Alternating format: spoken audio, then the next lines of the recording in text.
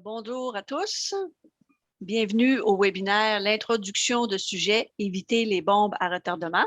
Alors, je me présente, Nathalie Côté, des producteurs de bovins.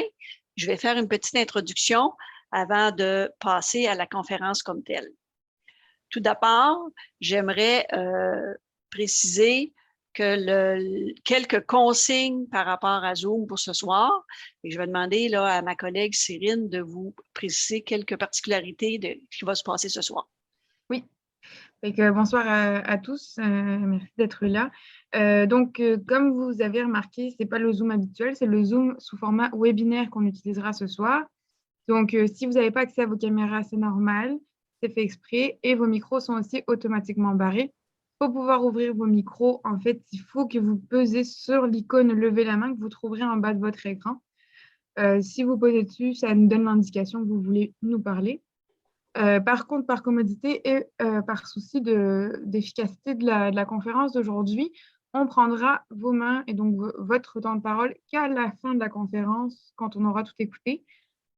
Toutefois, n'hésitez pas tout au long, si jamais des questions vous popent dans la tête, vous ne voulez pas les oublier, n'hésitez pas à aller dans le Q&R ou Q&A en bas de votre écran, puis d'écrire là-dedans toutes vos questions, on les prendra à la fin.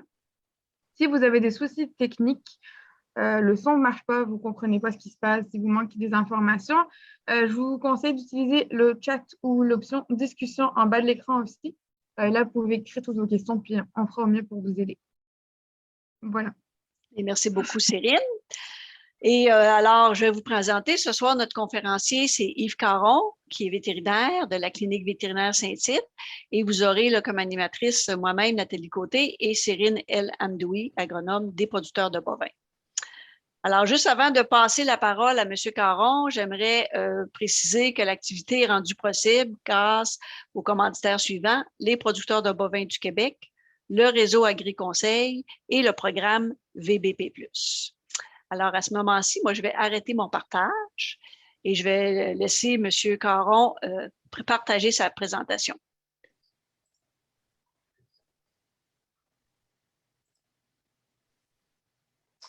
Bien, bonsoir tout le monde. Ça me fait plaisir de vous accueillir ce soir à notre webinaire. Le sujet, évidemment, la préoccupation concernant les achats de sujets de divers âges, évidemment. Je vais commencer tout de suite par dire des merci à des personnes. D'abord, la Fédération de producteurs bovins et Nathalie, entre autres. Je me permets de vous appeler Nathalie. Et pour l'invitation à donner la conférence. Et j'ai 3 médecins vétérinaires qui m'ont donné quelques renseignements, aidé, conforté dans des questions que j'avais. Dr David Francoz et Dr Gilles Fecteau de la Faculté de médecine vétérinaire à Saint-Hyacinthe et Dr Luc Bergeron du réseau bovin au MAPAC. Comme on le disait, on va prendre vos questions à la fin parce que j'ai beaucoup de matériel. Puis je vais essayer d'être concret. Et ça me fait super plaisir de répondre à vos questions. Premièrement, je vous conte une histoire. Je suis bénévole au Festival de Saint-Tite depuis des années. Lors d'un repas avec une gang de bénévoles, j'en ai un qui est assis devant moi, je le connais un peu, il vient d'une autre région. Il s'appelle Michel. Michel, il me raconte, on jase, il me raconte qu'il a eu le troupeau de son père. Il a pris la relève du troupeau laitier de son père. Dans les années, je ne sais pas exactement, peut-être les années 80-90. Il a acheté des vaches. Il avait une belle occasion d'acheter des vaches. Il avait besoin de relève. Il s'en est acheté. Jusque-là, ça va bien, sauf qu'à un moment donné, ça s'est mis à avorter. Ça s'est mis à être malade.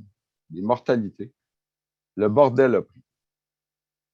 Il n'a pas été capable de me dire c'est quoi, parce qu'il ne s'en rappelait plus. Je pense qu'il a voulu effacer ça de sa mémoire, ce souvenir périlleux-là, parce que ça a été la fin de son entreprise.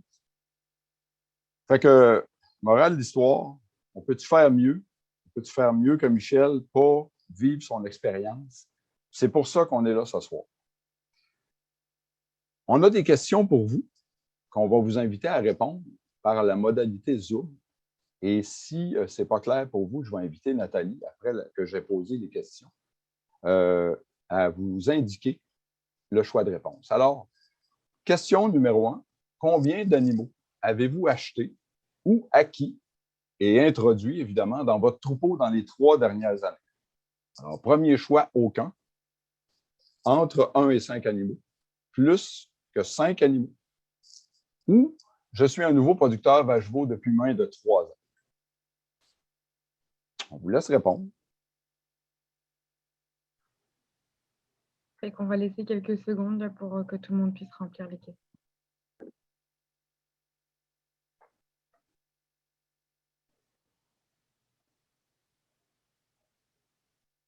On va laisser encore 3 petites secondes là, pour les derniers participants.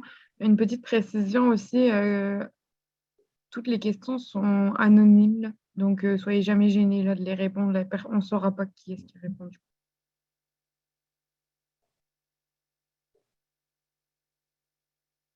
Ok. Et que je vais mettre fin au sondage, puis je vais vous partager les résultats. Voilà. Bon, alors, ça nous donne un petit portrait. D'abord, bienvenue aux nouveaux producteurs. 14 des répondants sont nouveaux producteurs depuis moins de 3 ans. Fantastique. Les achats entre 1 et 5 animaux, 28 Avec la strate du milieu, qui ont fait des achats, environ 50 des gens ont fait des achats et aucun achat pour 34 Je vous remercie. On va continuer. Je crois que je ferme la fenêtre. Merci, Cyril. Donc, dans mon animation, on avait les questions. Je vais essayer de passer à la diapo suivante pour vous présenter le plan comme tel de la présentation de ce soir. Premièrement, on va parler de quelques concepts de base en biosécurité. On va parler des 5 étapes principales reliées à des achats sécuritaires d'animaux ou introduction sécuritaire d'animaux. On va parler de quelques maladies infectieuses qui sont importantes à considérer là-dedans. Et puis, en terminant, on va donner quelques trucs, conseils pour emporter par rapport à ça, puis un petit résumé de la présentation. Premièrement, 4 types de niveaux de risque qui sont liés à la biosécurité. Le premier risque, évidemment, c'est l'introduction de nouveaux pathogènes ou de pathogènes d'autres souches qu'on a à l'interne par des sources externes. Ça peut être les visiteurs, ça peut être les achats d'animaux, ça peut être les vermines, évidemment. Le deuxième concept qui est très important, c'est la transmission à l'intérieur de notre ferme entre les groupes d'animaux ou les animaux eux-mêmes de pathogènes contagieux. Le risque, évidemment, on n'abordera pas ça ce soir comme tel, mais le risque d'attraper nous-mêmes, comme humains, des maladies transmissibles par les animaux. Et évidemment, le risque, ça va de soi, ça fait partie de notre sujet, d'éviter de propager les infections à d'autres troupeaux. On va s'attarder, nous autres, ce soir, aux achats et introductions d'animaux. Puis on va avoir un coup de patin aussi à faire au niveau de la transmission interne parmi les groupes d'animaux. Vous allez voir. Question numéro 2. La biosécurité, selon vous, c'est A, essentiel à appliquer, mérite les investissements requis.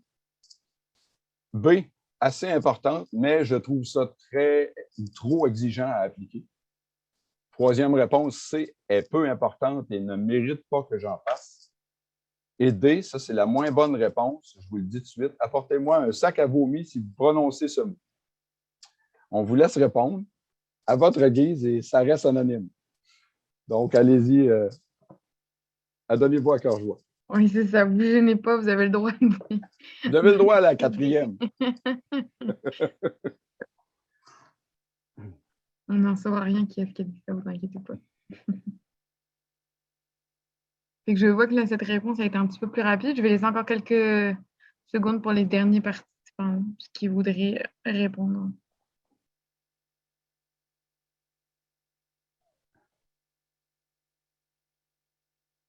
Ok, ben, je vais mettre fin au partage et vous partager les résultats. Et voilà. Alors, on a nos résultats. Ben, je suis content, en fait. C'est une blague avec mon 3 là. Vous aviez le droit de répondre à ça.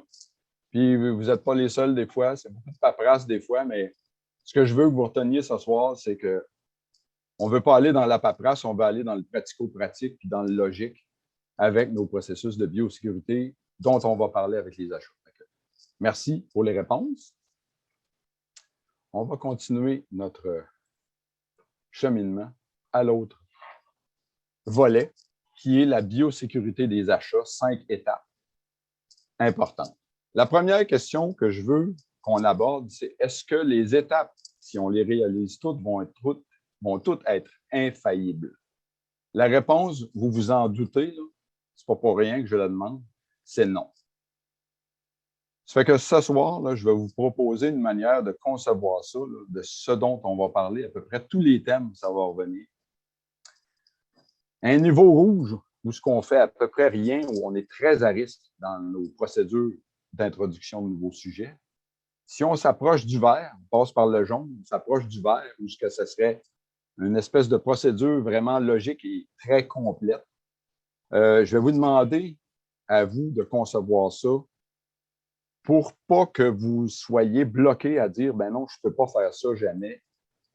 Je pense qu'en biosécurité, de toutes les facettes de la biosécurité, mais surtout au niveau des achats qu'on va parler ce soir, si on s'approche d'un niveau vert, la lumière est verte, on achète, on est confiant, on a fait des procédures, on va se rapprocher d'une bonne façon. L'autre chose bien importante, c'est que ce que je vais dire ce soir, c'est un peu du vécu, beaucoup de science, évidemment. C'est ma manière de le voir. Puis, ça peut être différent pour vous, ça peut être différent pour votre médecin vétérinaire. Il connaît davantage votre troupeau, connaît le contexte dans lequel vous pourriez acheter. Ça fait que c'est extrêmement important de considérer que votre vétérinaire, c'est votre meilleur allié, votre vétérinaire à vous. C'est votre meilleur allié pour déterminer toutes vos procédures. Étape 1, c'est connaître l'historique du troupeau de où vous allez acheter ou acquérir des animaux. Les questions qu'on peut se poser, quelques exemples. Est-ce que c'est un troupeau qui est ouvert ou fermé? Le troupeau ouvert, c'est un troupeau qui achète des animaux. Fermé, ben, il n'y en a pas acheté et depuis plusieurs années. S'il est ouvert, s'il y a des achats, c'est quoi la fréquence d'achats par année? Le nombre d'animaux, évidemment, est important. Puis la source des achats de ce troupeau-là. Est-ce que c'est d'un lieu d'un encan? Est-ce que c'est une vente quelconque où il y a eu un rassemblement d'animaux? Est-ce que les animaux sont passés dans des lieux de rassemblement justement pour se mélanger entre eux et échanger des pathogènes? C'est important de le mentionner. Est-ce que c'est un troupeau qui utilise des taureaux? Si oui, est-ce qu'il les achète? Est-ce qu'il les loue? Est-ce qu'il fait de l'insémination artificielle? Le dossier médical du troupeau, c'est quoi en fait? C'est de savoir si on a accès, si on peut avoir ces informations-là sur différentes formes de maladies qui ont trait aux microbes pathogènes qui nous préoccupent. Des avortements, des veaux mort-nés, des veaux difformes. Chez les adultes, on peut parler de pneumonie, diarrhée, maladie quelconque. Chez les veaux, même chose. Les boiteries chez les vaches, hein? Est-ce qu'il y en a? C'est de quelle nature qu'elles sont? Est-ce que ce troupeau-là a déjà fait des nécropsies sur des animaux où il y a eu des euthanasies ou des mortalités qui sont arrivées subitement? Est-ce qu'il y a du laboratoire qui a été fait? Est-ce qu'il y a des résultats de labo qui peuvent déterminer le statut du troupeau, si vous voulez, en profil d'infection, en type de microbe, qu'est-ce qui s'est passé? Est-ce que le troupeau a un programme de vaccination? Ça fait combien de temps qu'il le fait? Est-ce qu'il est respecté? Est-ce qu'il est suivi? Il existe aussi certains statuts de troupeau, des tests de statut de troupeau. On va en parler un petit peu tantôt. Est-ce que c'est disponible? Toujours la même chose. Est-ce que ça serait parfait? Tout ça, probablement pas. L'idée, c'est de se rapprocher d'une belle information disponible. Étape 2, les animaux eux-mêmes. On parle des animaux ou de l'animal qu'on projette. Premièrement, évidemment, fort probablement, l'examen visuel par vous-même, qui vous voulez acquérir un animal. Je vais vous faire un parallèle. Ce qui est important, puis il faut considérer quand on achète un animal, c'est pas comme magasiner un pick-up. Tu sais, votre pick-up, là, vous le voyez là, dans un showroom ou dans une cour là, de concessionnaire, d'occasion. Vous allez probablement être tenté de le faire inspecter. Est-ce que la transmission est sur le bord de lâcher? Est-ce qu'il y a une gasquette de tête qui coule? Vous allez faire ça probablement. L'équivalent chez les animaux, c'est différents tests. Différents examens, différentes procédures. Pour votre pick-up, vous le rentrez dans votre cour. Dites-vous une affaire, c'est qu'il il ne contaminera pas son gasket de tête avec le char de la voisine ou de votre conjoint, des enfants. Ça va rester le pick-up que vous allez faire. Mais dans les achats d'animaux, il faut toujours le considérer qu'il y a une possibilité de transmission de pathogènes, puis il faut être vigilant par rapport à ça. Qu'est-ce qu'on peut regarder par rapport à l'animal? Son dossier individuel. Son historique de maladie, si on a accès à ça. Son dossier de reproduction. Les intervalles de vêlage dans le vache-veau, très préoccupant. C'est votre revenu. Les dates d'insémination, évidemment, récentes. La mise au taureau, depuis combien de temps qu'il n'est plus avec? Est-ce qu'il y a eu un diagnostic de gestation? Sa cédule de vaccination a-t-elle été bien respectée, etc. Examen vétérinaire, ça peut être fait à la ferme d'origine, chez votre vendeur, ça peut être fait par vous, évidemment. Examen reproducteur, des vaches qu'on veut acheter ou des animaux de relève. Examen locomoteur, très important. Test de dépistage, et ça, on va en parler au niveau de certaines maladies. Les tests de dépistage qu'on peut faire. Même principe. Quand on réfléchit à ces choses-là, on se rapproche d'une zone sécuritaire. Question numéro 3, je vous invite à répondre à ça. Est-ce que vous avez fait des tests de dépistage sur des achats? Avec les troupeaux qui ont acheté, est-ce que oui, vous avez fait des tests de dépistage avant d'introduire les animaux? Seulement après l'entrée des animaux? Ou pas vraiment parce que vous avez jugé que ce n'était pas nécessaire? Ou que vous avez trouvé que c'était une dépense qui était importante et vous avez décidé de ne pas en faire? On vous laisse répondre.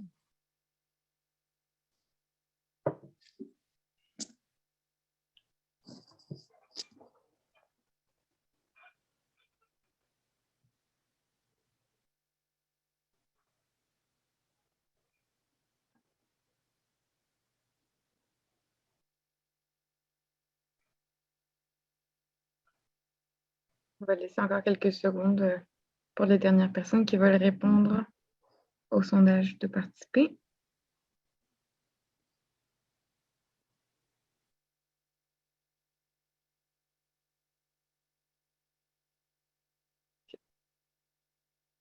Et que je vais fermer le sondage. Et voici les résultats. Très bien. Alors, on s'aperçoit qu'il y a environ le quart des personnes qui ont fait des tests, bravo, avant d'introduire les animaux. Oui, puis c'est une bonne façon. Des fois, ce n'est pas toujours faisable de le faire avant l'entrée. On le fait une fois que les animaux sont introduits. 41%, non, parce qu'on juge que ce n'est pas nécessaire. Puis l'autre quart des personnes, 26%, non, parce que les coûts étaient trop élevés. D'accord? Je vais me permettre d'essayer de vous convaincre, au moins pour certains pathogènes, de considérer de faire des tests de dépistage. Merci pour vos réponses honnêtes. Puis j'espère qu'on en prendra plus pour la suite avec vous ce soir. Étape 3, on continue avec les animaux eux autres mêmes. C'est important d'avoir la fiche des médicaments, ou en tout cas, d'avoir un relevé des médicaments qui ont été administrés et des vaccins aussi. Les médicaments, on est dans le vache-veau, on n'a pas de lait à traire, évidemment, il n'y a pas de vente de lait, fait que peut-être que les retraits sont plus ou moins importants. Quand on achète un animal, évidemment, ce n'est pas pour le réformer, mais c'est quand même important de savoir si on suit des traitements quelconques. Dans le laitier, c'est hyper important, c'est une règle dans la LCQ, c'est primordial. Les vaccinations de l'animal ou de nos animaux, est-ce que les antécédents de vaccins sont complets? Est-ce que les rappels ont été faits? Si on n'est pas certain, en fait, c'est des choses qu'il faut ajuster. Parlons de vermifugation, des produits qui ont été administrés, la date à laquelle ça a été fait. On va en parler un petit peu plus tard dans certaines problématiques là, par rapport à ça. Même principe, toujours. Étape numéro 4, le transport des achats. Le transport des achats représente un risque parce que c'est un risque évident, potentiel de contact avec des agents pathogènes. Comment? Le risque de contact direct, s'il y a des animaux d'autres sources qui sont dans notre remorque. Est-ce que les animaux sont passés par l'encan? Est-ce que la remorque elle-même a servi à transporter des animaux d'autres troupeaux? Donc, contact direct, contact indirect au niveau de la remorque. Toutes les matières que vous voyez là, le fumier, la bave, le mucus, l'urine, les déjections utérines, c'est des risques de contaminants pour certains pathogènes, pas tous évidemment, mais plusieurs sont impliqués dans la transmission. La survie des germes pathogènes, justement, dans quelques déjections, peut durer, oui, quelques heures. Des fois, c'est quelques semaines, des fois, c'est quelques mois, des fois, c'est des années. Dans de la matière organique, il y a plusieurs études qui prouvent qu'il y a des bactéries, surtout des bactéries, quand on parle de ça, qui vont survivre plusieurs périodes de temps. Fait que c'est des choses qu'il faut être en challenge avec ça. Le transport des achats, qu'est-ce qu'on doit viser? Peut-être, dans l'idéal, notre propre remorque à nous autres. Mais attention, ce n'est pas tout ça, notre propre remorque. Il y a un autre facteur à considérer. Si c'est une remorque du transporteur, bien, idéalement, pourquoi pas seulement nos animaux à nous qui vont être transportés sans être partagés. S'il y a d'autres animaux, est-ce que c'est possible d'avoir des compartiments séparés? L'hygiène du matériel, c'est là que, soit avec notre propre remorque ou la remorque d'un transporteur, l'hygiène du matériel devient importante. Tout ce qui est la remorque elle-même, les licous, les passerelles, on n'y pense pas tout le temps aux licous. Est-ce qu'il y a eu un certain procédé de lavage, un lavage avec un détergent ou un boyau quelconque qui a été capable de désengorger la matière organique qui peut être au sol? Est-ce qu'il y a eu une désinfection? Au minimum, si on n'a pas de procédure de lavage, on le sait, là, mois de janvier à moins 30, là, pas grand monde qui est capable de laver sa remorque. Au minimum, est-ce qu'elle est propre? Est-ce qu'elle a été au moins écurée, débarrassée d'un maximum de matière organique? Est-ce qu'il y a de la litière qui est placée au moment du transport? La litière, bien oui, c'est pour l'hygiène, c'est pour le confort et la sécurité, surtout des animaux, parce que les surfaces peuvent être très glissantes. Donc, très important, litière neuve, non souillée. Le remplacement de la litière, ça va de soi. Même principe. Est-ce que c'est parfait ce qu'on fait? Est-ce que c'est dans la zone rouge? On se pose des questions là-dessus. Question numéro 4. On va parler de lieu de quarantaine à votre ferme. Concernant un endroit d'isolement, quarantaine, quelle est votre situation? A. J'ai déjà une zone prévue pour isoler des animaux introduits ou achetés. B. Je n'ai pas de lieu d'isolement, mais je projette d'en installer un. C. Je n'ai aucune possibilité ni intention d'en installer une zone, même si je fais des achats. Et dernière réponse, je n'ai pas besoin de zone d'isolement parce que je n'achète pas d'animaux. Ça m'intéressait de savoir un peu la proportion. Qu'est-ce que vous pensez de ça?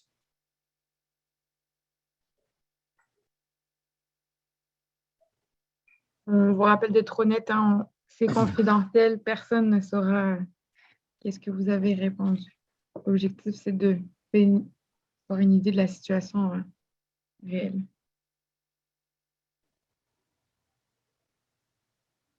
Je vais laisser encore quelques secondes pour les derniers répondants.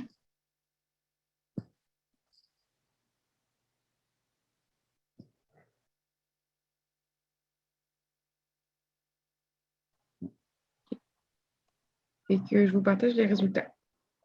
D'accord. Fait qu'environ la moitié, vous avez déjà installé quelque chose, bravo. Pour environ 40 des gens, 36 presque 40 projettent d'en installer un. Ça m'apparaît intéressant, surtout avec ce qu'on va parler plus tard. Je n'ai pas de possibilité de l'installer. Ça aussi, ça fait partie des contraintes qu'on a. Il faut être imaginatif là-dedans. Ce n'est pas toujours facile, je le conçois. Et 11 n'ont pas besoin. Merci, Cyrine, pour les réponses. Merci à vous autres d'avoir répondu. On va passer les questions. Par rapport à l'isolement, allons-y dans le sujet. Premièrement, au niveau des achats de notre ferme, un lieu d'isolement, c'est quoi une quarantaine?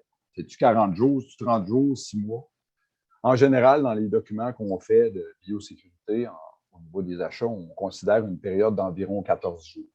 Est-ce que c'est un peu plus? Moins?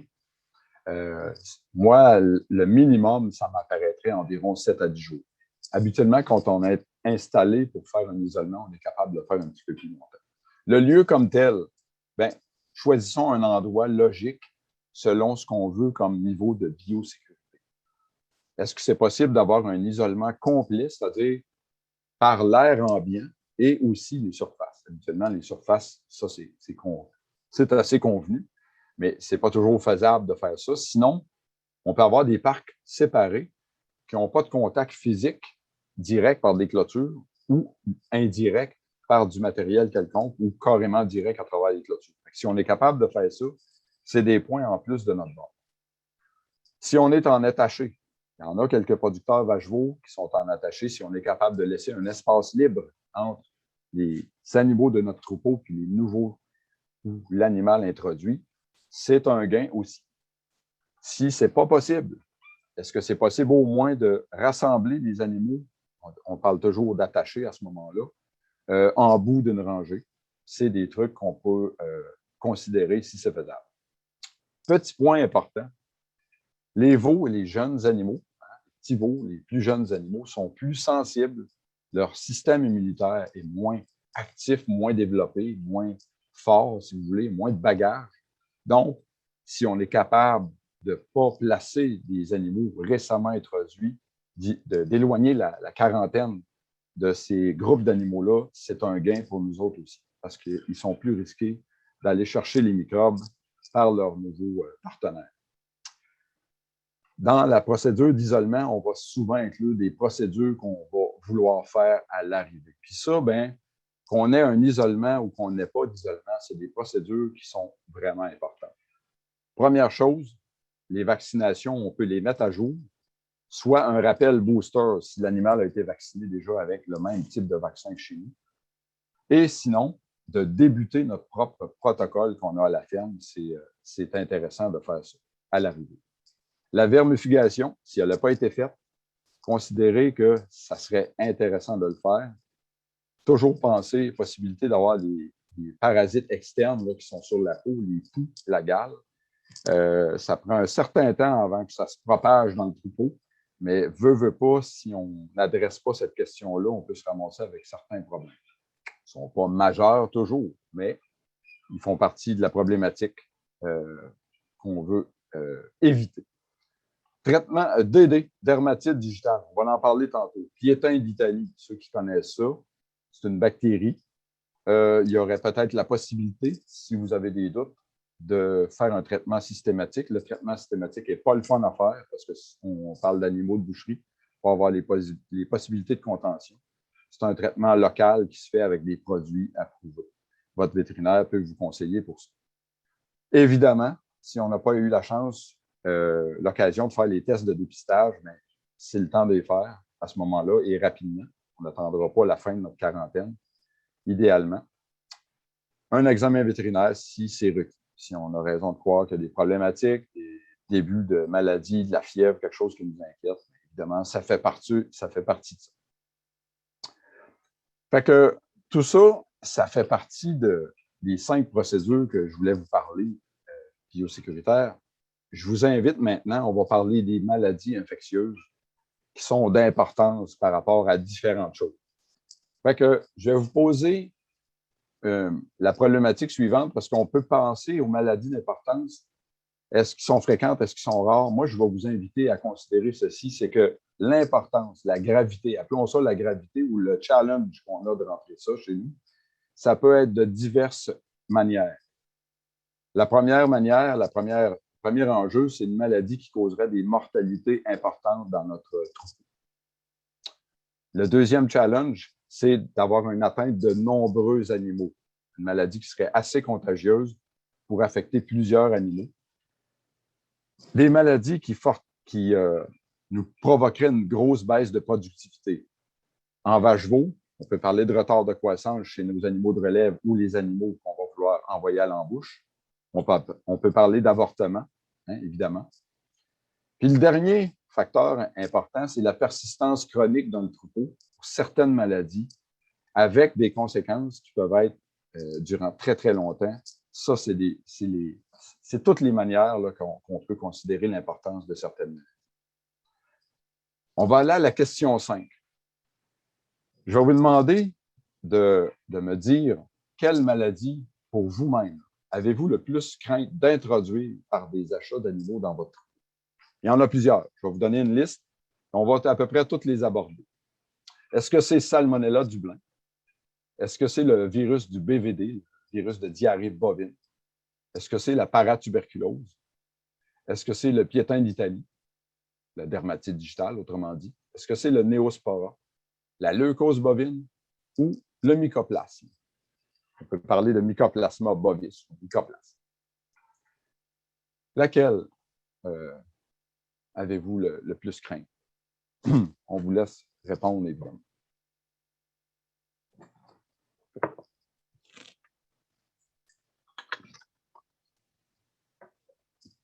Ça monte tranquillement les réponses. Je vais laisser encore... Oui, c'est beaucoup de réflexion. Oui.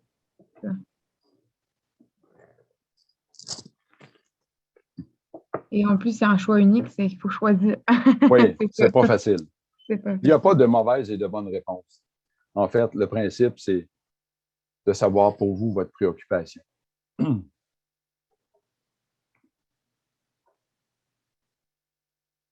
Bon, je vais arrêter le sondage, puis je vais vous partager les résultats. D'accord. Fait qu'on a beaucoup de gens qui considèrent Salmonella Dublin comme une maladie pour laquelle ils ont beaucoup de craintes. Le BVD à 41 %. Oups, j'ai perdu tes réponses de sondage, mademoiselle Cyrine.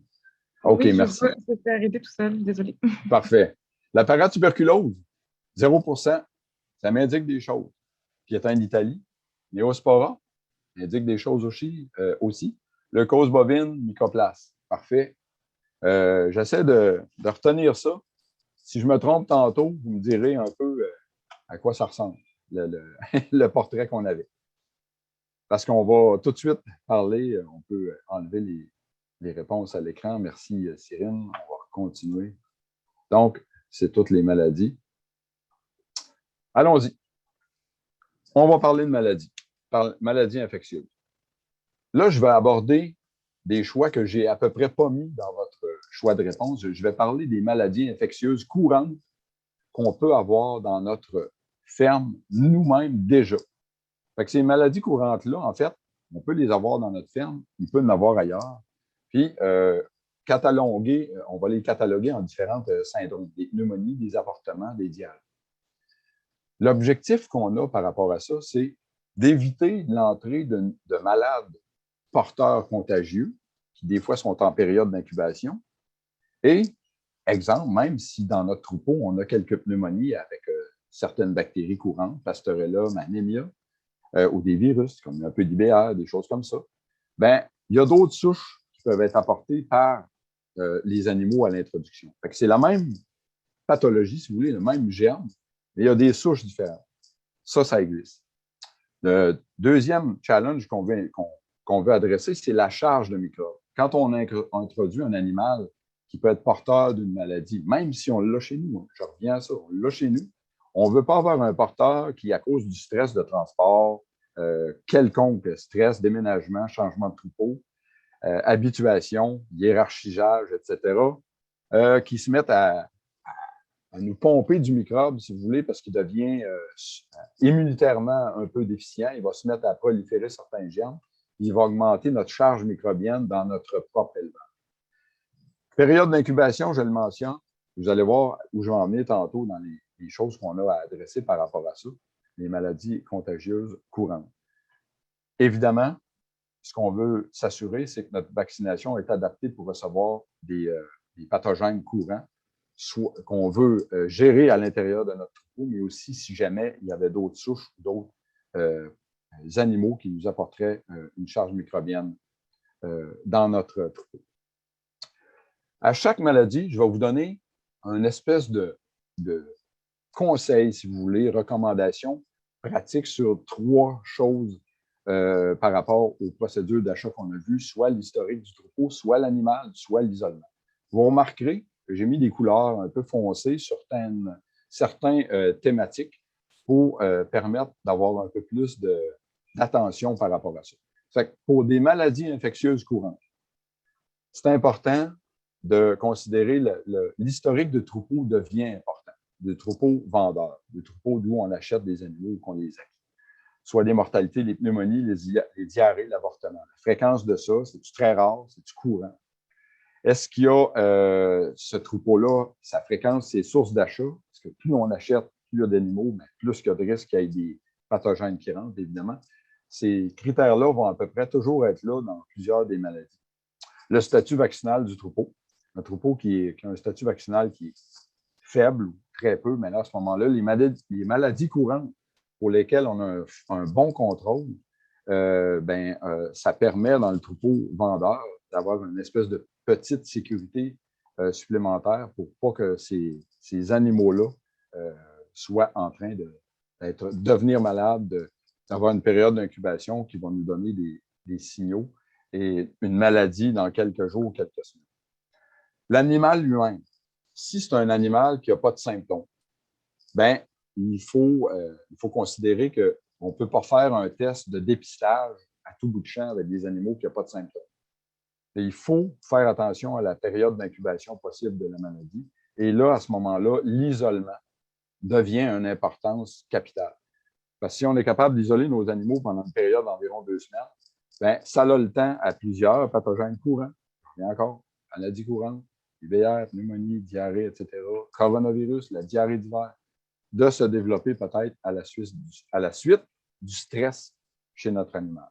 Puis la procédure de vaccination à adapter à s'assurer des périodes d'un rappel booster, si vous voulez, de vaccin à notre animal à l'entrée. Je vais toujours à peu près avoir la petite icône que vous voyez, les deux petits bonhommes qui se parlent. Mais ça, c'est le signal, parlez à votre bête par rapport à ces choses-là. Le BVD.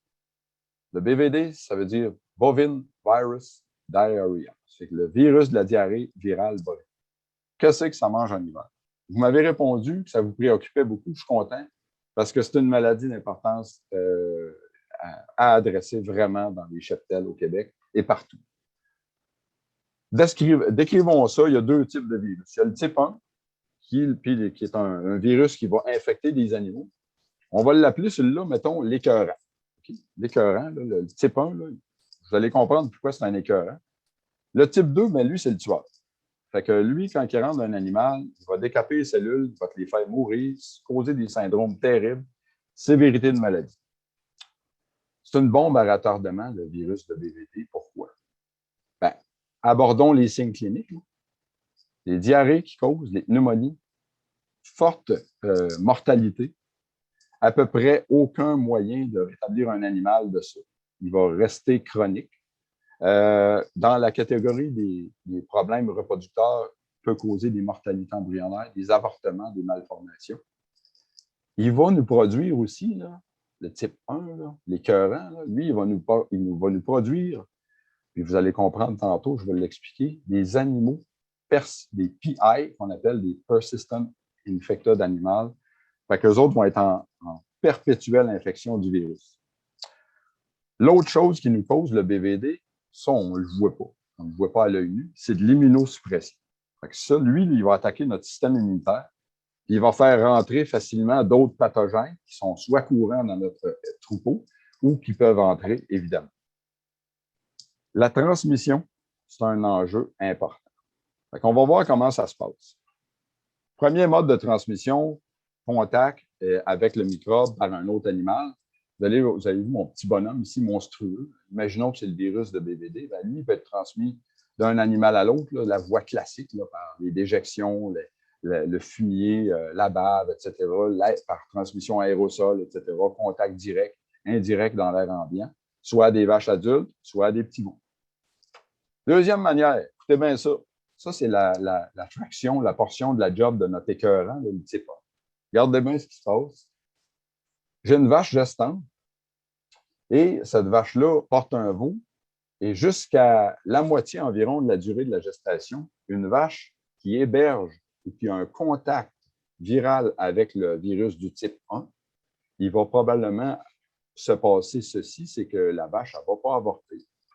parce que le virus type 1, c'est un écœurant, mais c'est un ratoureux. Lui, il va affecter notre veau, il va le contaminer. Puis notre petit veau, lui, à ce stade-là, il n'a pas encore développé de système immunitaire pour reconnaître un étranger. Il va arriver quoi? Il va arriver que l'écœurant, le type 1, le BVD, il va rester dans le veau. Puis il est reconnu par ce veau-là comme faisant partie de lui, si vous voulez. Il n'y aura aucune façon que son système immunitaire va se défendre contre lui. Il ne fera pas d'anticorps, il laisse vivre et il devient quoi? Il va devenir un animal persistant infecté qui va héberger le virus et non seulement il va l'héberger, si c'était juste ça, ça ne serait pas pire, mais il va le transmettre à peu près partout où est-ce qu'il va passer dans sa vie. Il va y arriver quoi à cet animal-là persistant infecté? Il va y arriver probablement de mourir à ses jambes. Et là, à ce moment-là, je vais vous demander ceci. Vous voyez 4 photos d'animaux. Et je vais vous demander, est-ce que vous êtes capable, à l'œil nu, de détecter un animal persistant infecté, un porteur immunotolérant, comme je viens de vous expliquer? Ça peut être un veau, ça peut être une vache. Il y a certaines vaches qui sont capables de durer longtemps en étant en état de persistante d'infection. Alors, la réponse, c'est que aucunement capable de détecter un animal persistant infecté, ça prend un test de dépistage fait en laboratoire. Il n'y en a pas d'autre manière. Ça peut se faire par prise de sang chez des animaux de 3 mois et plus et chez des jeunes veaux, si jamais vous acquérez un troupeau ou des petits veaux de relève par hasard, ça arrive rarement dans le vache veau, mais en bas de 3 mois, c'est avec la biopsie d'oreille. L'enjeu de notre BVD, bien, vous avez vu comment ça peut se transporter puis avoir une présence silencieuse dans l'étable parce que le petit veau persistant infecté puis l'animal qui grandit persistant infecté, il n'y a aucune façon de le reconnaître. Et c'est un distributeur de nombreux microbes dans l'élevage. Et il va nous donner, lui, ce virus-là, l'écœurant, c'est pas, bien, il va contaminer d'autres vaches qui sont gestantes. Ces vaches-là, s'il n'y a pas de mutation de virus ou quoi que ce soit d'autres infections à BVD plus sévère, le type 2, ils vont nous pondre encore des persistants infectés à leur prochain vélage. Pas moyen de les détecter, sauf par test. Puis là, la sévérité peut nous péter en pleine face. Là, la bombe, il n'y a pas de plus belle maladie pour expliquer que la bombe à retardement peut se faire avec le BVD, soit par des mortalités sévères importantes ou des maladies sévères, comme j'ai expliqué, et l'incurabilité, puis des animaux qu'on va soit euthanasier ou réformer. Les porteurs excréteurs, les persistants infectés, vont nous transmettre le virus dans le troupeau tant qu'on ne les a pas détectés et sortis. Fait que, morale de l'histoire, on parle de test de dépistage. Là, selon moi, on n'a aucune raison de ne pas faire un test de dépistage du BVD sur des animaux prêtés, acquis, nommons-les, achetés, introduits dans notre troupeau. Fait que, morale de l'histoire, il faut aller là. Les bonnes pratiques d'achat par rapport à ça. L'historique de troupeau devient important. Ça l'est à peu près toujours. La fréquence de la source des achats du troupeau vendeur, évidemment. Le laboratoire. Est-ce que le troupeau a des informations de diagnostic de laboratoire sur des animaux qui soit testés en état de maladie ou soit des mortalités? L'animal lui-même, primordial, détection d'un état de porteur infecté. Pour réduire les coûts, on va parler de coûts un peu. Une détection de PI, ça coûte à peu près environ. C'est votre vétérinaire qui va gérer avec vous les coûts, tout ça. C'est environ 30 $ ou un peu. Si vous faites des poules, parce qu'on peut tester plusieurs animaux ensemble, il y a une réduction possible de frais.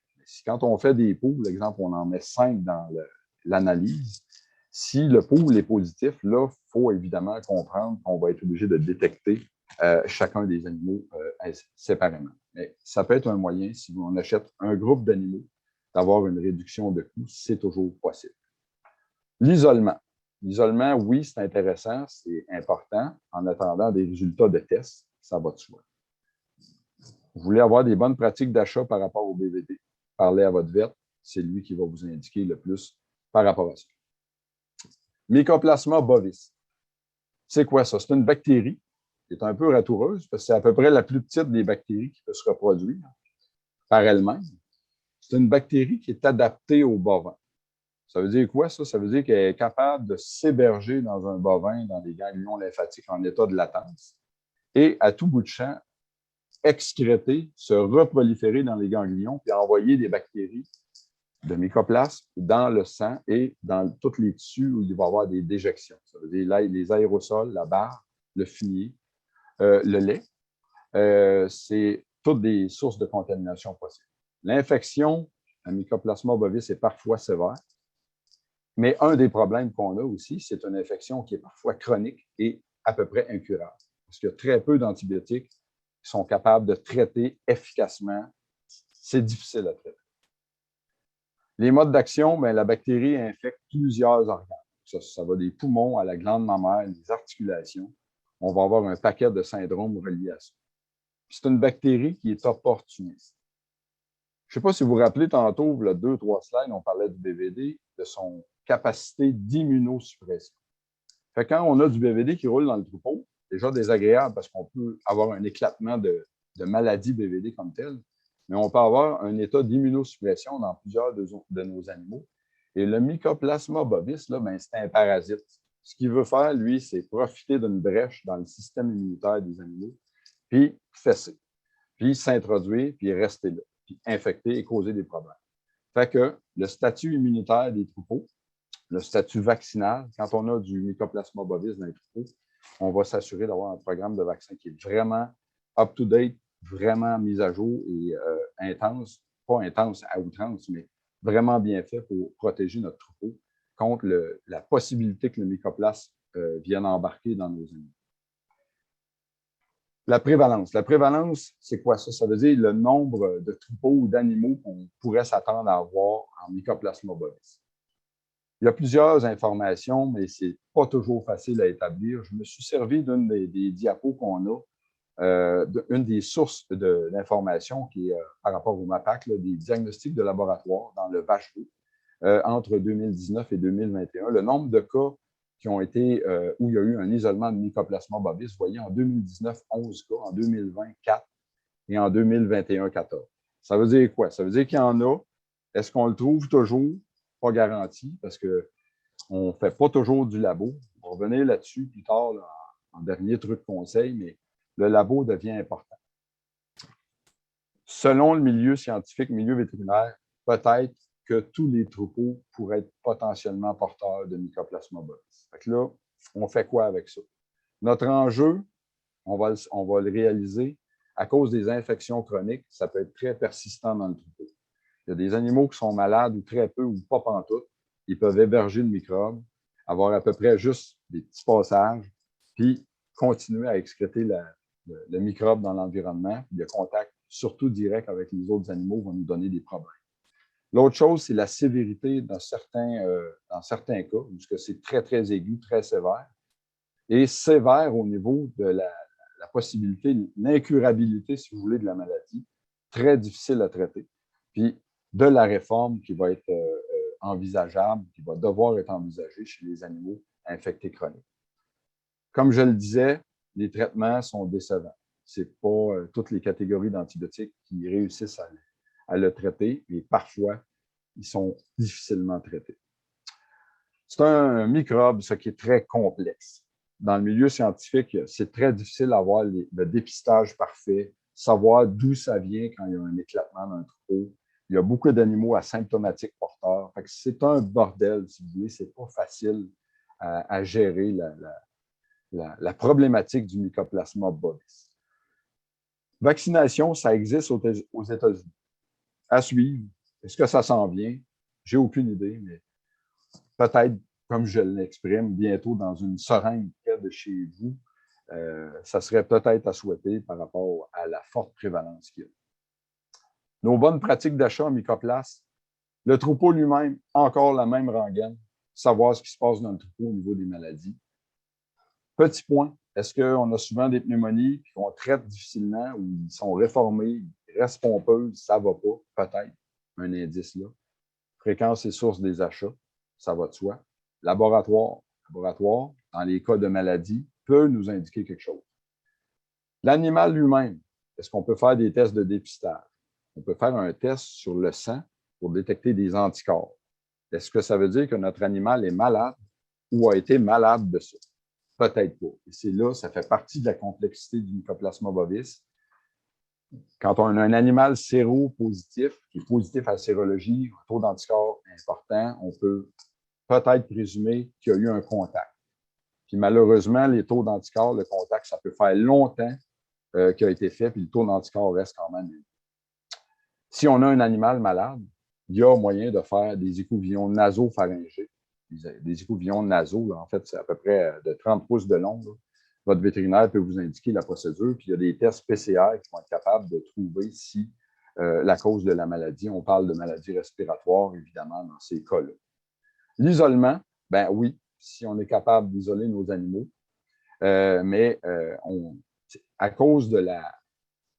On ne peut pas isoler et présumer qu'un animal porteur de mycoplasma bovis va toujours nous éclater une maladie clinique là, et commencer une infection avec notre isolement. Ce n'est peut-être pas la meilleure, ce n'est pas le plus gros enjeu par rapport au mycoplasma bovis.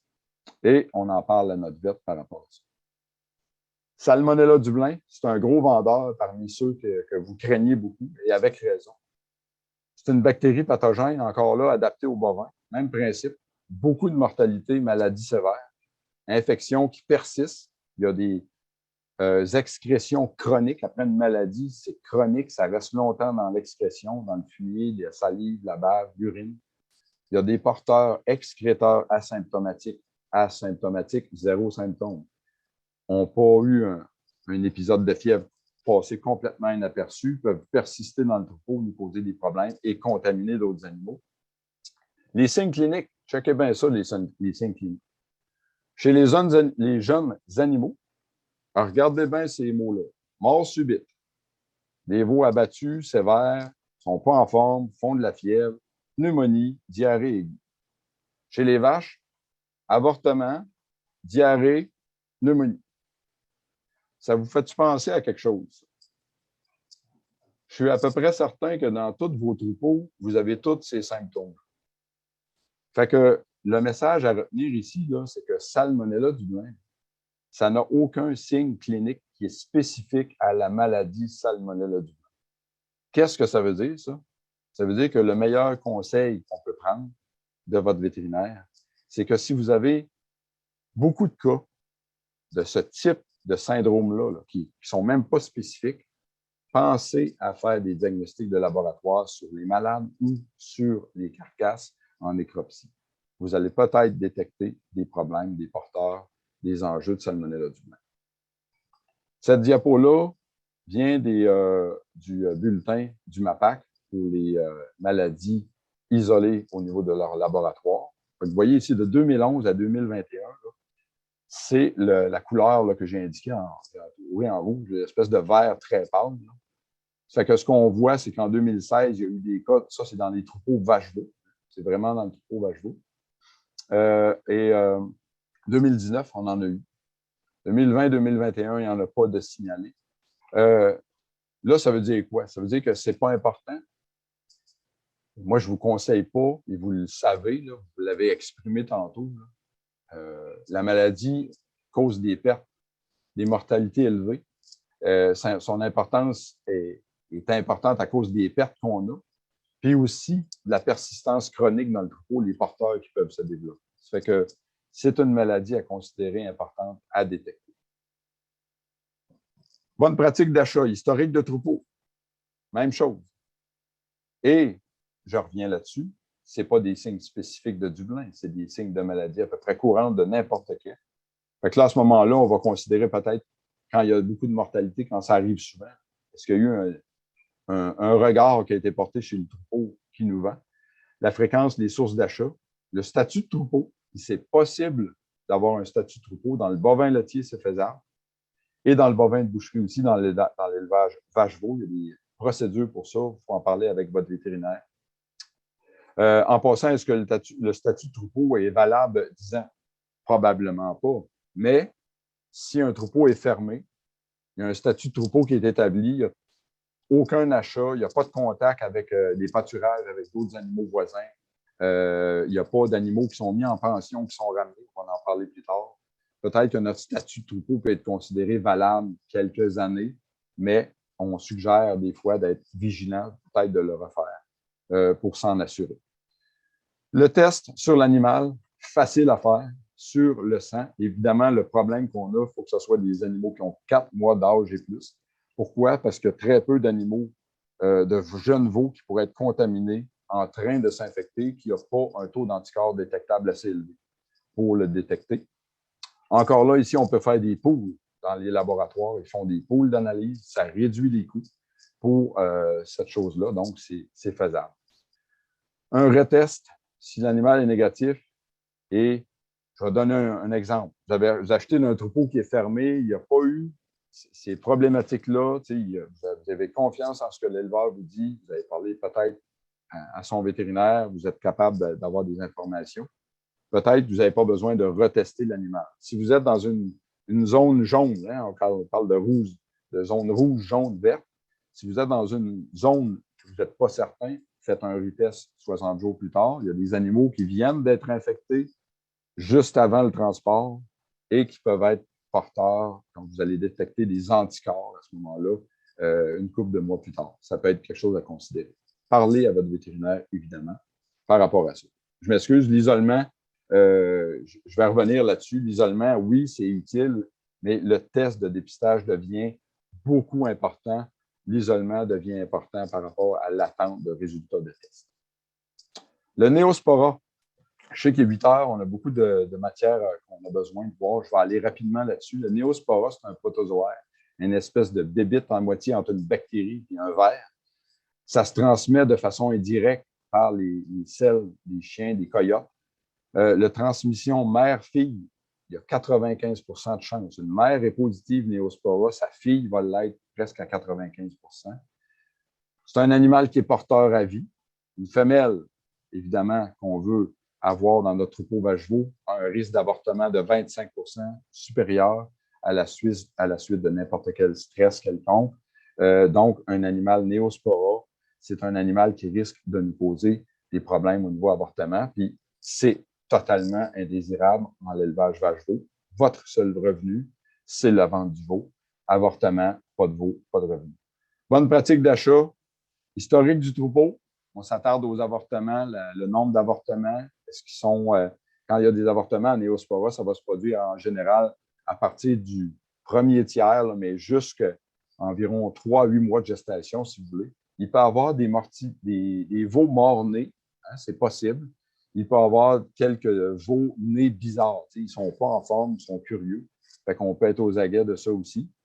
Le test sur les femelles, c'est un test d'anticorps chez les animaux qu'on va faire quand même pas à 5-6 mois d'âge. Si on achète des femelles de relève, on va suggérer de les tester plus tard un petit peu. À ce moment-là, l'isolement, on considère évidemment qu'il est très peu important. Ce n'est pas pour l'isolement. L'isolement ne va pas nous servir à ne pas rentrer de néospora. C'est vraiment les tests qui vont faire ça. Paratuberculose bovine, vous avez été 0 % à me dire que c'est important. Je vous comprends pourquoi, parce que c'est une maladie qui est très insidieuse et qui cause des problèmes, mais en fait, qu'on voit rarement. Je vais vous expliquer comment ça marche. En fait, la paratuberculose, c'est une maladie qui est transmise aux jeunes environ inférieurs à 6 à 9 mois. C'est une bactérie qui est transmise par les mères porteuses de la maladie ou d'autres animaux porteurs. Ça peut se transmettre par l'utérus, ça peut se transmettre par le lait, par le contact avec le fumier. Donc, ce qu'on arrive avec en bout de ligne, quand il y a une transmission au jeune veau, c'est un animal qui est jeune, qui va devenir un porteur.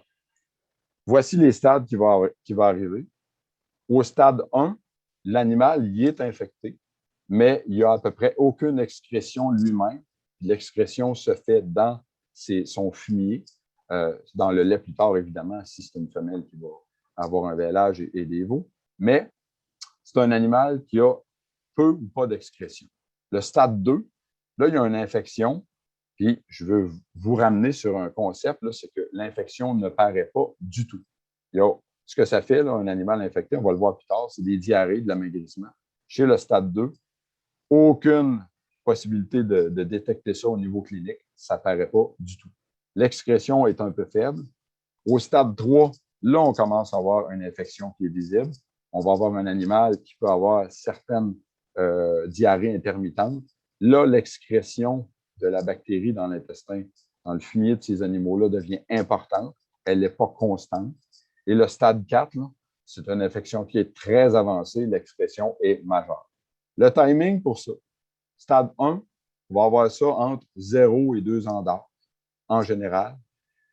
Rappelez-vous qu'il l'a attrapé jeune. Le stade 2, il va commencer à peu près à 2-3 ans environ. Le stade 3 et 4, ben, c'est entre 2 et 10 ans. 2, 3 et 10 ans. Là, il va avoir quoi? Il va avoir un animal qui a un appétit tout à fait normal. Il va commencer à maigrir. Il va avoir de la diarrhée qui, au début, est intermittente. Elle va devenir chronique et ça va s'aggraver et s'aggraver. Et il n'y aura pas de retour parce que c'est une maladie incurable. Voici un animal au stade 4, comme on dit en bon québécois, maigre comme un bicycle, qui va nous faire de la diarrhée.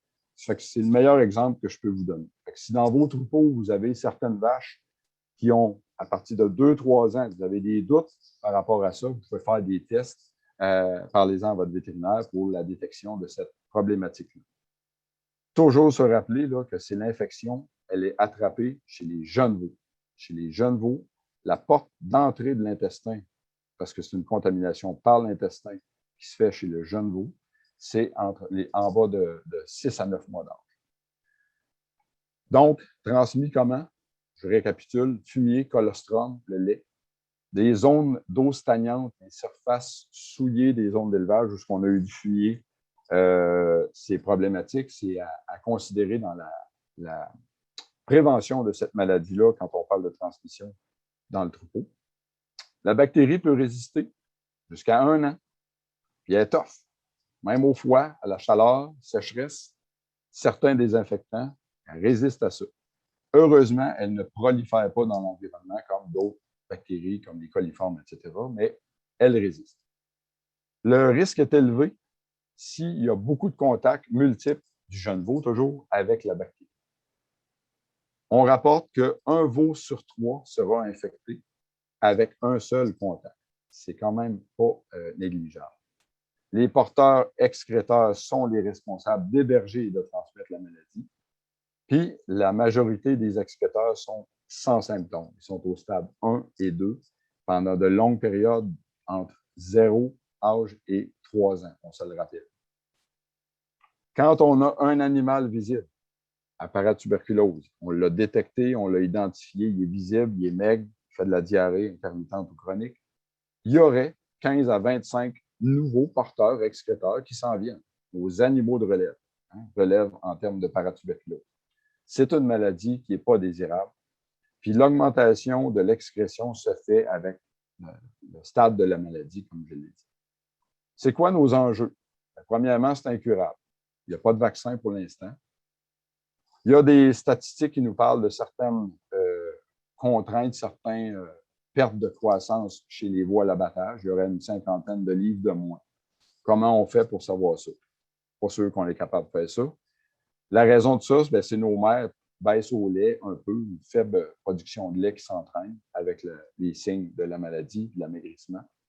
Chez les vaches laitières, il y a des statistiques qui parlent d'environ 60 kg de poids d'abattage de mou. D'une vache réformée. On ne parle pas de la vache qui est maigre comme un bicycle, évidemment. Elle va être beaucoup plus hypothéquée que ça au niveau du poids d'abattage, mais la baisse au lait est importante, puis la perte de poids consécutive. Si on a des gens qui testent, on veut vendre des animaux de relève à un certain âge, à partir de 2-3 ans, il y a des tests qui peuvent se faire. Ça se peut qu'on perde un animal. S'il est positif, qu'on perde une vente d'animaux de relève aussi. Il faut le considérer. Il y en a-tu beaucoup? Bien, vous avez quelques statistiques ici. Là. Beaucoup de chiffres. Là. Je m'excuse pour le tableau qui est astronomiquement compliqué. Là. Il y a beaucoup d'écriture là-dedans. Retenez ceci. Aux États-Unis, beaucoup de cas, entre 21 et 47 % selon les États, le pourcentage de troupeaux laitiers. Une étude au Texas montrait qu'il y avait, en 2019, peut-être 25 % des troupeaux qui étaient contaminés. Il y a le BCRC, c'est le Beef Cattle Research Council, qui a fait des études vraiment là-dessus. Ils ont détecté des positifs dans une centaine de troupeaux dans l'Ouest. Ils ont trouvé, pour les troupeaux qui avaient au moins de positifs, 17 % des troupeaux qui étaient contaminés. Je l'ai mis en plus gros dans l'Est du Canada, chez nous, ça. Ben, il y aurait peut-être 18 de troupeaux qui auraient au moins une vache positive.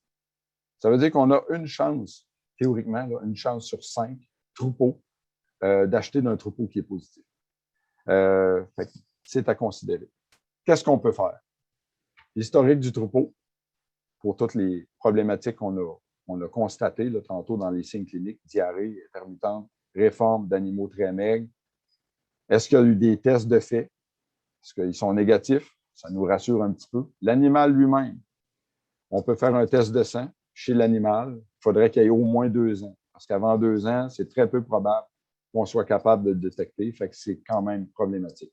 On peut faire des cultures de fumier si on a raison de croire qu'il y a de l'excrétion. Important, malheureusement, il n'y a aucun test qui est infaillible. Fait qu'il y a des faux négatifs. On peut acheter une vache qui a 3 ans, qui n'a pas développé beaucoup d'anticorps. Fait on est un peu pris avec ça. Fait qu'à ce moment-là, ça fait quoi? Ça fait que l'historique de troupeau devient un de nos critères importants par rapport à ça. L'isolement, ben écoute, en attendant les résultats de tests, oui, mais l'infection est tellement longue à développer que l'isolement ne va pas nous servir à grand-chose. Vous voulez faire une stratégie contre la paratuberculose, parlez à votre vet, c'est le meilleur conseil qu'on peut vous donner. Et à l'interne, pour prévenir la transmission interne, c'est important de le faire, et je vais vous inviter à le considérer. On focus sur nos jeunes animaux. Puis tout ce qui réduit le contact oral du veau avec le fumier, c'est-à-dire les zones de vêlage, la propreté des trayons du pis, le paillage important des parcs, la densité animale, éviter le contact avec l'eau stagnante, c'est toutes des choses qui vont nous mettre des armes dans notre poche. Puis, on fait attention si on a des adultes qui sont amaigris anormalement par rapport aux autres, c'est peut-être des pop-up par rapport à vous autres pour les considérer. Et tout ce que vous allez faire comme prévention, prévention interne de la paratuberculose dans votre troupeau, c'est un bonus, ça va vous aider à réduire les maladies courantes, les diarrhées de veau, qui vont être potentiellement en jeu et dans votre troupeau à l'interne. Un petit mot sur la dermatite digitale, le piétin d'Italie. C'est une bactérie. Il y a des animaux porteurs, soit dans des lésions chroniques ou très peu apparentes. La transmission est risquée par rapport au matériel de parage. Une étude qui parlait qu'il y avait environ 40 des couteaux de pareurs d'onglons qui pouvaient héberger l'ADN de la fameuse bactérie, le tréponème. Fait que, des choses à considérer. On peut transmettre ça de façon indirecte par le sol, les bottes. Notre enjeu, c'est que ça fait des boiteries très sévères chez les animaux qui sont nouvellement infectés.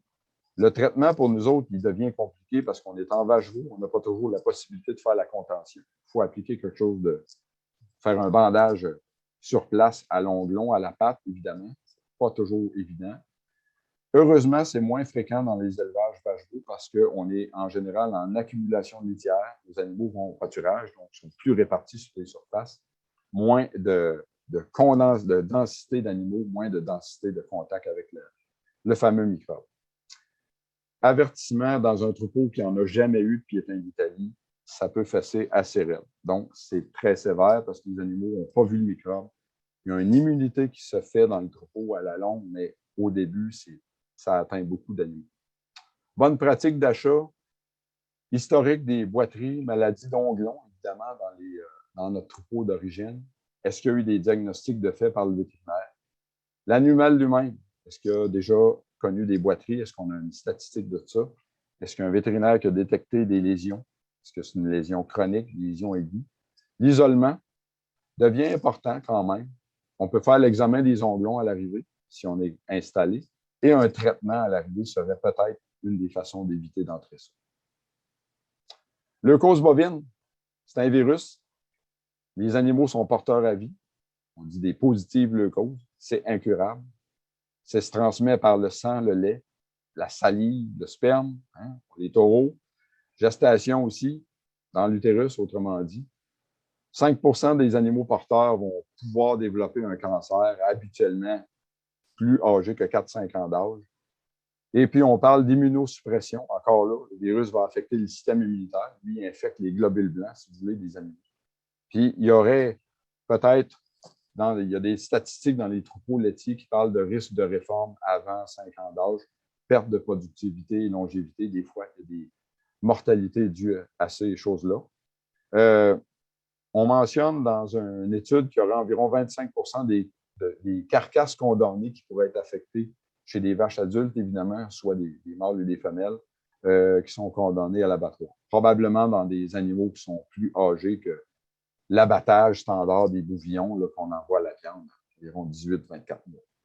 Mais c'est une raison de s'en préoccuper peut-être. La prévalence, c'est ça qui est le problème. Dans les élevages laitiers, c'est très, très élevé. 86 des troupeaux laitiers pourraient être porteurs d'au moins un animal positif. Dans le vache-veau, il y a des papiers scientifiques qui parlent qu'il y aurait au moins, en Amérique du Nord, entre 35 et 40 des vaches qui seraient porteuses de leucose bovine. Il existe des programmes de certification sanitaire des troupeaux à l'égard de la leucose bovine. C'est peut-être plus utile au niveau des vaches laitières, mais ça existe, accessible. Bonne pratique d'achat, troupeau historique, oui. Test, oui. S'il y en a eu dans le troupeau, statut de troupeau, si c'est disponible, c'est très rare, c'est pas fréquent.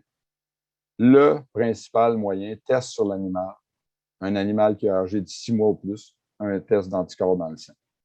On peut retester dans 30 jours, encore là, peut-être par sécurité. Et l'isolement devient inutile, si vous voulez, parce que la maladie est très longue à développer. La leucose bovine, c'est un petit schéma, c'est qui est fourni par les producteurs de lait du Québec. Je voulais le souligner par rapport au fait du risque de transmission, comme on voit ici, là, tout ce qui est les aiguilles, les seringues, les gants de fouille, les instruments d'élevage, où il y a du sang, c'est transmis par le sang. Le taureau, un taureau qui est porteur de leucose peut contaminer les vaches. Les insectes piqueurs, toutes nos vaches, à peu près, vont aller dehors, vont avoir contact là, au pâturage, dans le vache d'eau. Il y en a beaucoup, en fait. Puis, c'est un risque de transmission d'une négative à la vache porteuse positive. Donc, c'est problématique. Un petit peu de transmission durant la gestation et le colostrum, le lait, on parle d'environ moins de 15 c'est pas majeur là, pour nous. On vient de terminer nos maladies. Je vais me permettre, les 8h15, ça a été un peu prolongé pour vous. Je vais vous donner quelques petits trucs, si vous voulez. La première chose, faire des diagnostics chez vous. Sur quoi? Sur des mortalités. Je le dis souvent en blague, mais c'est vrai. La nécropsie, l'autopsie chez les animaux morts, ça les fait parler. Ça les fait parler pour déterminer qu'est-ce qui s'est passé. Si vous avez des animaux malades, bien, il y a moyen de faire des prélèvements, des analyses de labo sur ces prélèvements-là. Les tests de labo, quand j'ai commencé à pratiquer, c'était bizarrement décevant. C'était pas souvent positif. On avait l'impression de dépenser pour rien. Maintenant, avec toute la recherche qu'il y a eu au niveau des tests PCR, c'est raffiné. Il y a beaucoup plus d'informations qu'on a avec nos animaux, nos tests de dépistage d'animaux malades ou d'autres manières aussi de dépistage d'animaux porteurs. Donc, ça vaut la peine d'investir là-dedans. Ça nous permet de savoir ce qui se passe chez nous.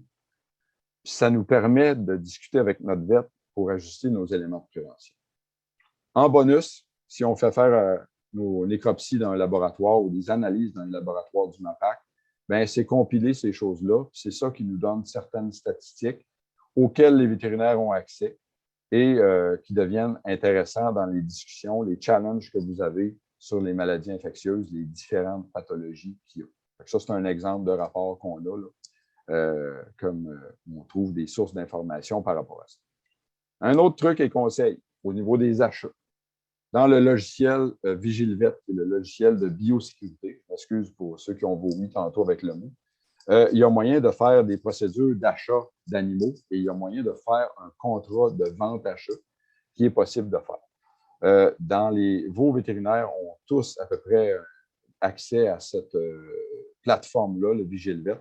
Ils pourraient se servir de ça pour vous pondre un exemple d'entente achat-vente où il va y avoir les coordonnées du vendeur, de l'acheteur, les différents tests qu'on peut voir, qu'est-ce qu'on regarde sur le troupeau du vendeur, qu'est-ce qu'on va rechercher, qu'est-ce qu'on va regarder, puis ça vous permet d'avoir une entente spécifique.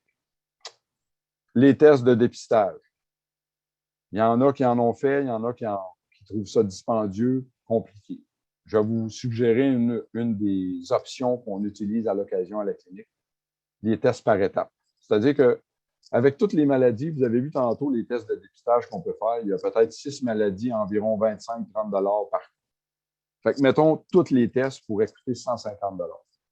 C'est plate de payer 150 $ pour un animal qu'on va décider de réformer si, exemple, notre premier test BVD est positif, on décline l'achat, on arrête là, on va payer tous les autres tests.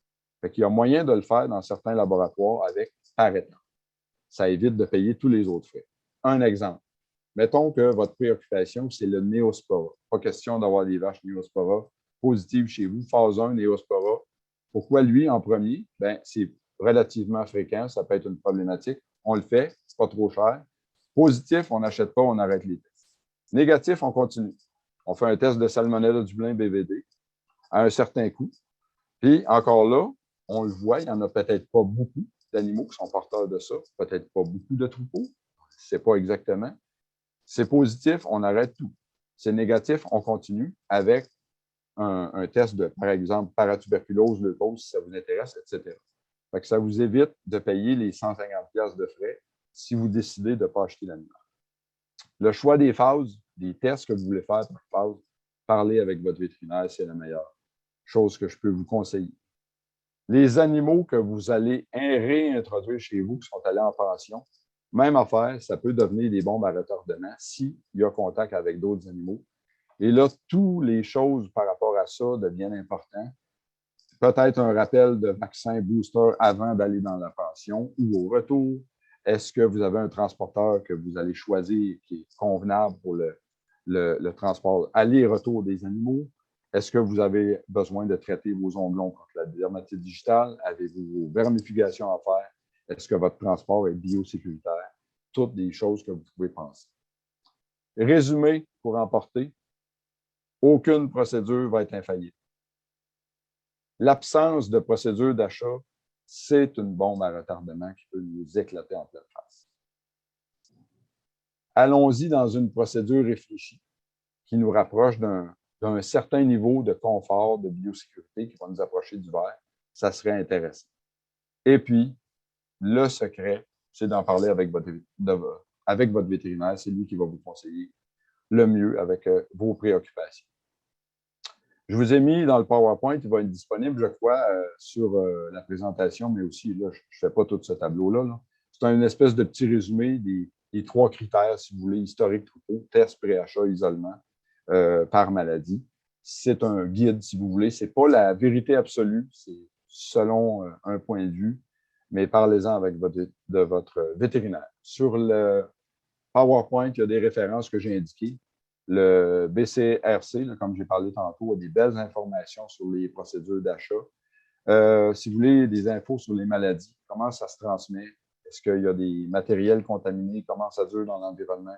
L'Université d'Iowa, très bon site par rapport à ces informations-là. Et votre vétérinaire, c'est une personne de référence par rapport